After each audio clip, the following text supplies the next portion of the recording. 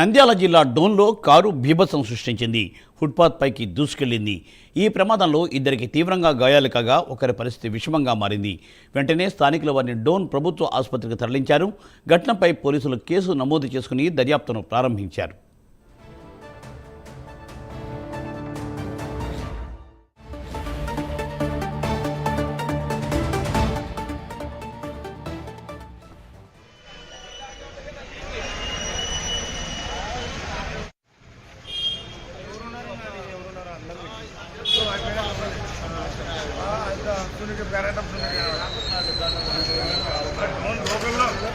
local ఉండి కూడా మన శ్రీ